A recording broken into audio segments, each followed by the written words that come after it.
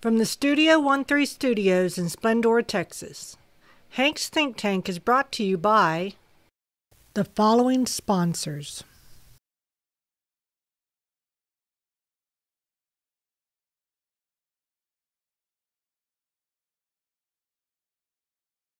Quiet on set. Picture is up. All right, roll sound. Rolling. Roll cameras. Cams rolling. And 3, 2.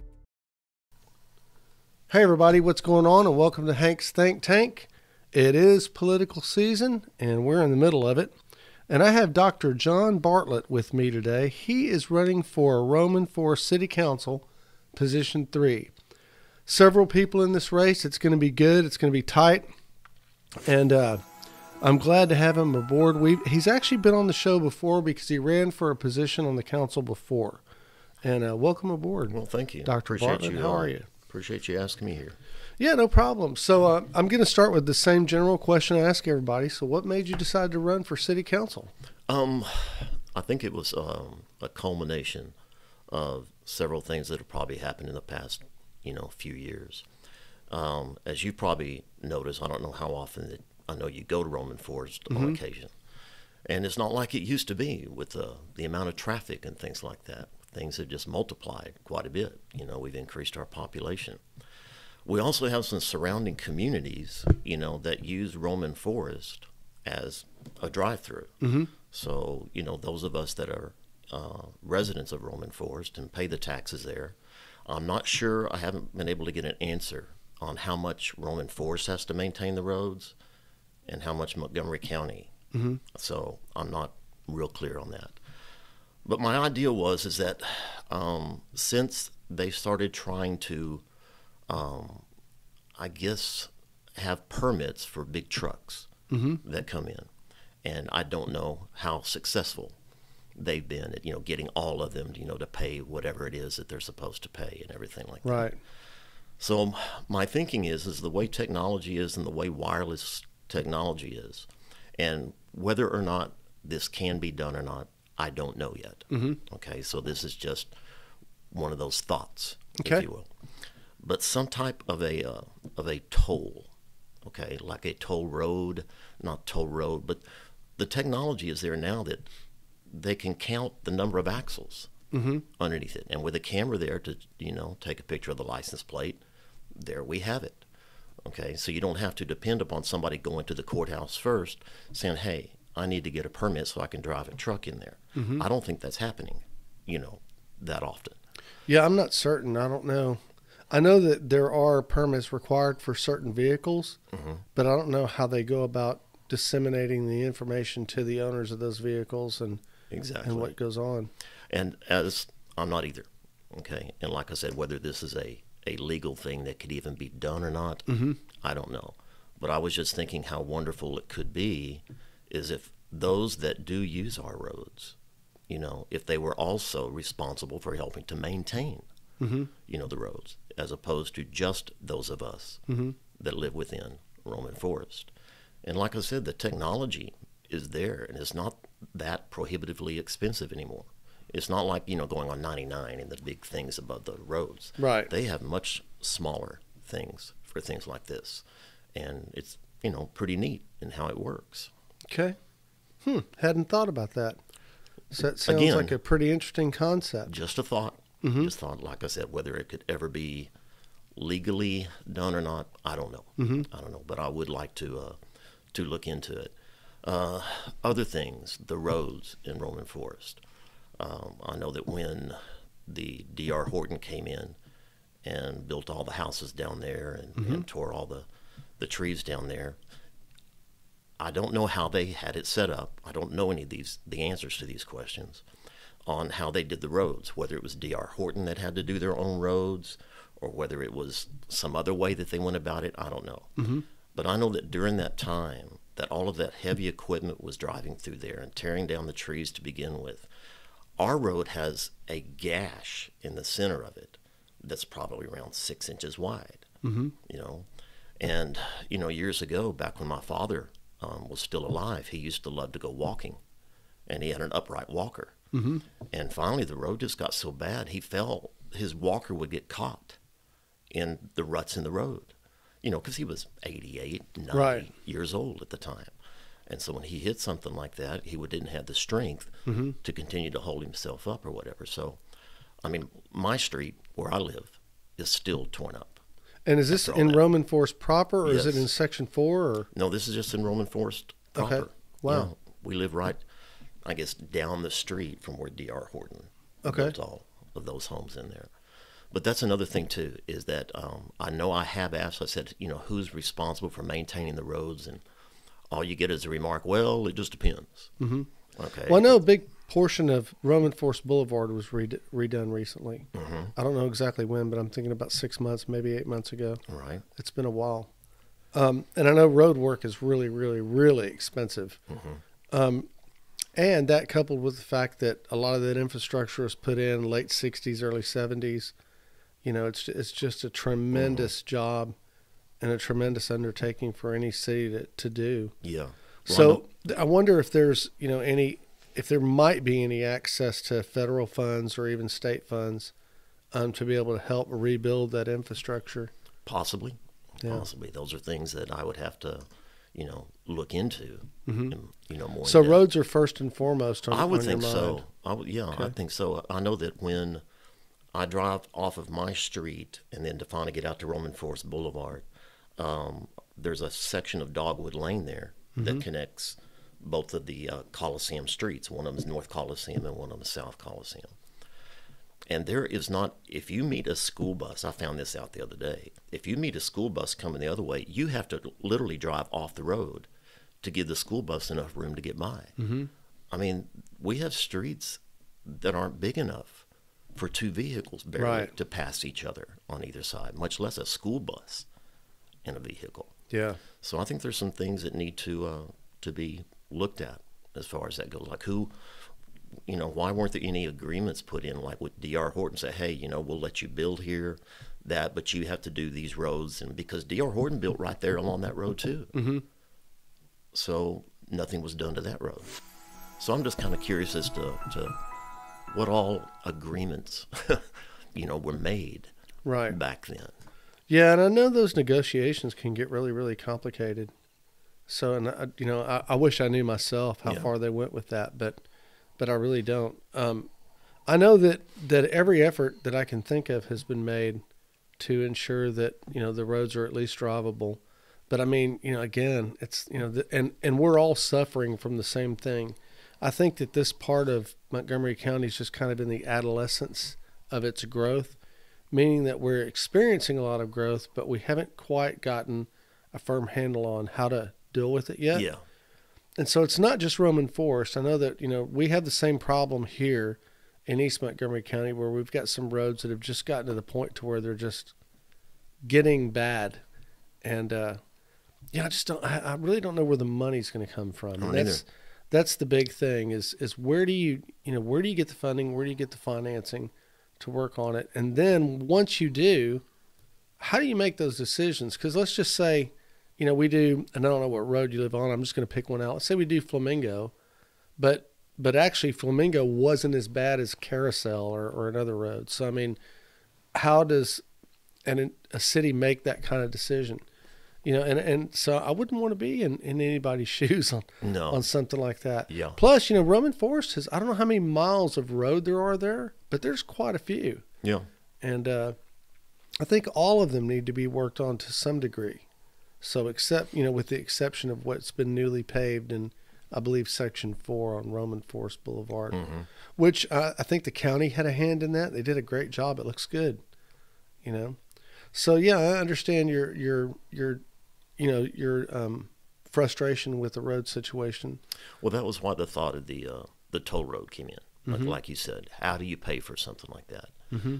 Well, it might be helpful if those that use the road also help to pay for the roads. Right. So that was my thinking. Yeah. On that. Is there a lot of just through traffic that's happening with commercial vehicles, or? Yeah. Yeah. So they're just passing through to also, get from one place to another. Well, and there's lots of people in the surrounding areas too, as far as that goes, that drive through Roman Forest. to get out to 69 or those directions. Yeah. Yeah, it's unfortunate that we don't have enough clear arteries, especially for, that big subdivision in Liberty County to get through, to get out. I mean, we have the same problem on 2090 here. In the morning and in the evening, if you visit FM 2090 between Tram Road and the freeway, it's stop and go traffic for several hours. In the it's morning, bad. I'll take 2090, but I'll take 69 up to 29. Yeah. And then that up to Caney Creek. That's basically the only way to go where it's not just stopped up. Exactly. Yeah. Putting on my readers here so I can see what else I had on here. Yeah. What else did you have besides road construction? Okay. The other thing too is it seems that things changed since my wife and I moved out here in 2017. Mm-hmm. And one of the things we did, we came from an area that had an HOA. It wasn't bad, but we knew that we didn't want to do that again. Right. And that was one of the things that attracted us, to Roman Forest. It was its own city. We got a copy of the codes and everything. Oh, that's livable.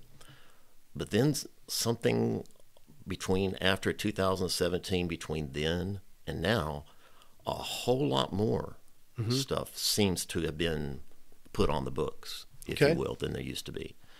And I think maybe we need to go back and look at some of that, because obviously Roman Forest is having a problem keeping an inspector, if you will, employed, for any length of time. So I don't know what that's all about. But it seems to me that if you buy property, if you own property, why do you have to pay the city to cut down a tree on your own property? That doesn't make any sense to me. Why would you have to pay the city like a permit fee to build a fence on your own property? Now, I can understand with plumbing and electrical, and, pouring a foundation and building that. I get that. Yeah, that's important. That's safety issues. But it seems to me like we need to think about giving some of the autonomy back to the people that live there, what they want to do with their houses and what they want to do with their own property, without having to go to the courthouse and pay somebody for a permit right, to do something. So I think maybe we need to go back and look at that. Yeah, and I can see that to a certain degree. I think that in some cases having a permit required for some items is kind of important, but maybe it's just gone a little overboard. I don't live in Roman Forest, and I really don't know the extent of that, but I have heard several of the residents complain about the fact that maybe, permits had just gone a little bit too far, and maybe it happened because there are ideas about those things that maybe we're unaware of.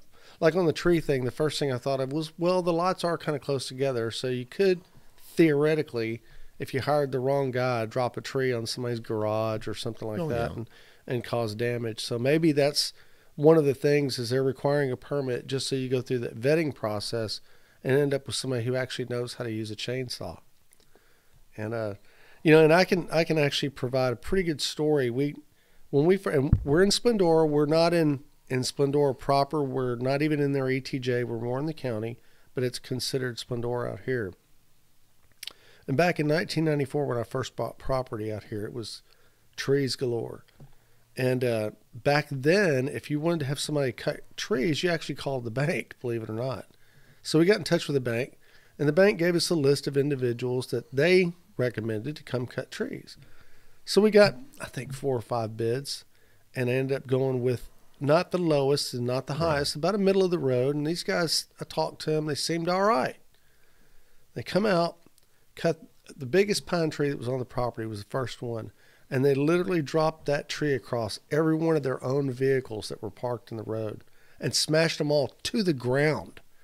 And somehow they got that tree off, and they got jacks and 2x4s and jacked the cabs up, drove all those vehicles off, and came back like 2 days later, and they were still pretty dilapidated, but finished the job. But those guys had insurance, and they were good, and they knew what they were doing, just had a mishap. And so maybe there's been some instances in the past, maybe, and that's why they came up with that. But maybe it does need to be reevaluated, because maybe that's just an off the wall occurrence that just doesn't happen.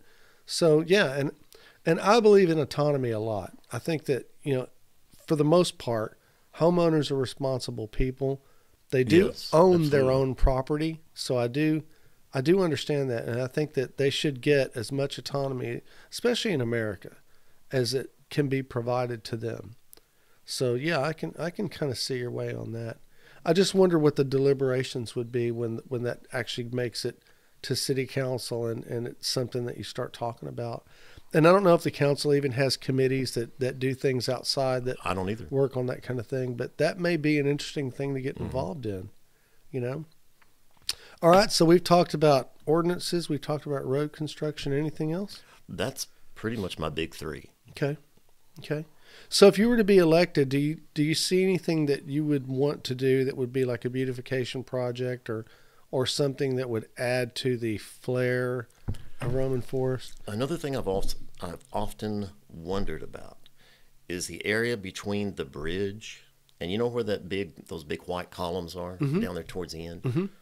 Who maintains? Is that county only, or is that Roman Forest? I don't know. Is there something more that we could do? Maybe right there at maybe where the bridge is. Maybe just make that more like the entrance to Roman Forest, or something like that. I think something out that way. I don't know. I know that's like the main drag in and out, and it's designed a little strange. But I think way back when that was the entrance of Roman Forest because there was nothing on either side. Yes, exactly. It was just all forest. And so, yeah, it is kind of an unusual way that it's put together. And I wonder if that entrance could be moved up to the bridge. I don't know. I don't know, because now you have Tavola and you have Wood Branch, and everything else. Yeah. And I'm not really sure who owns that property. I'm not. That road right there might be no man's land for all I know. Like I said, I've been curious about it. Yeah. So, and that may be something that's worth taking a look at to see if maybe all three of those city governments could get involved to do some things along that road. Yeah. I don't know if it has exterior lighting and all that. Is it a well-lit road at night or No. No? No, it is not a well-lit road at night. Yeah, I know Roman Forest Boulevard is. So it would be It's nice not bad. Yeah, it'd be nice to bring that lighting all the way down. If that's something that the city could afford or even if they could do. I don't know if that's in their I don't either. ETJ or so those are all good questions. So City Park has been something that pretty much every candidate has talked about so far. And I just came to the understanding about a week ago that there's more than one city park. So there's a second city park that's behind the Roman Forest City Hall. I still haven't seen it yet. I'd like to. I live over there, and I didn't know there was a... Yeah, there's some property that was donated by a family. And at one point it had tennis courts on it. I don't know if those still exist or not. But the city's making considerations on what to do to beautify that, turn it into a dog park or a people park or, and come up with some benches and lighting and things like that. Do you have any ideas for amenities that you would like to add to either one of those parks? No, not at this time. I've always thought that park up there at the front was pretty cool. Yeah. With the little water park for the Yeah, kids it's a good and park, the swimming yeah. pool. Yeah. I mean, a place to walk and everything like that. A lot of places have that feel to it. And it still seems more, not real commercial feeling, like maybe the one in Right. Tavola. Yeah. It still has that foresty. Yeah, I do like it. Yeah. Yeah.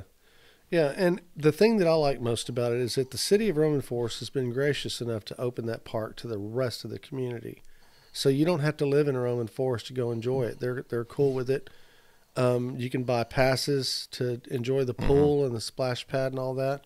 And I think that's great of the city to extend that to the rest of the community because I don't think they had to. And they just No, decided probably to do not. it. Yeah, so that's a good thing. So kudos to them for that. So have you held any positions in the past, like board positions or anything like that? I was not way back when. I was the president of the North Belt Utility District for about a year or so. Before that, I was vice president and that sort of thing. So I've got the experience of working, in a utility district type of situation. Okay. So is that water or? That's your water and sewage, things like that. Yes. That's cool. And which utility district? It was called North Belt Utility District. Okay. Where the Greens Point Yeah. area. When around it in used that to be area. called North Belt. Yeah. I bet a lot of people don't know that. I remember they we don't. used to drive that when it was North Belt before it became the Beltway, Right. Yeah. So do you remember the big party they had when they opened the Beltway and the Bengals played and all that? No. Yeah, when Oh, they I opened the remember that. Beltway, it was on I-10 and the Beltway. What year was that? Oh, man. God, It had to be like don't get me 90. No, I think it was before 90. It was in the 80s sometime. Was it really? Yeah. Okay. Because I know they were still working on it. I had a practice in Kingwood from 90 to 94. Mm-hmm. And I know driving from where we lived, where was it? The Klein area for Louetta. And I would always try to take, the Beltway. Mm-hmm. And, every time, they were always working on it. Right. And it never was quite finished. So Yeah. I don't know when. I thought it was maybe after that. Yeah. And whenever I think of government, I always think of the promise of the Beltway. Because the city promised the citizens of Houston, they said, so we're going to build this tollway, and it's going to be 50 cents a toll. It'll never go up. And once the roads have been paid for, we're going to take the toll booths out. And look where we're at now. Exactly. Exactly. So, yeah, the promise of city government. Yeah. So, yeah. What was the name of that? What is the entity? The Toll Road, Harris County Toll Road Authority? It was the Harris County Toll Road Authority. I'm not sure if it still is. It may still be. But I think the toll road's actually owned by a private corporation now. Because I remember reading about that. And just the hundreds of millions, it's probably even more by now, that they have in the bank. Oh, yeah. Yeah, they made bukus money off that thing. And that's why all the other toll roads sprung up. Mm-hmm. Because it was really a successful project. Yeah.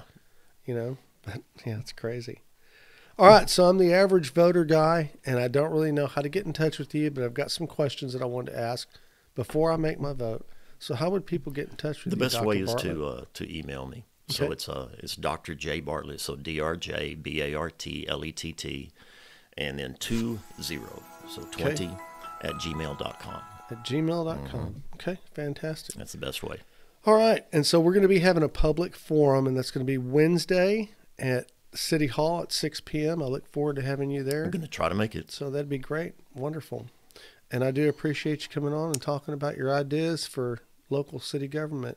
And I commend you for running. It takes a lot to stick your neck out there and make that plunge. It's unique. Yeah, it is. And it's a non-paid position, so it's something you're going to be volunteering for. So, yeah, it's a good thing.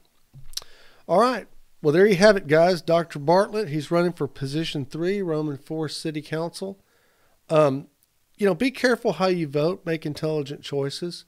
If Dr. Bartlett has said some things this evening that you agree with and you think would be good ideas, then ask him a couple more questions and make good choices at the voting box. By doing so, we create an environment that we control. Things will happen that we want to happen, and city governments and local governments will start to move in the right direction. That'll only trickle upward, but we can only do it by being educated voters. So I'm Hank Vatt. This is Hank's Think Tank, and we'll see you in the next one.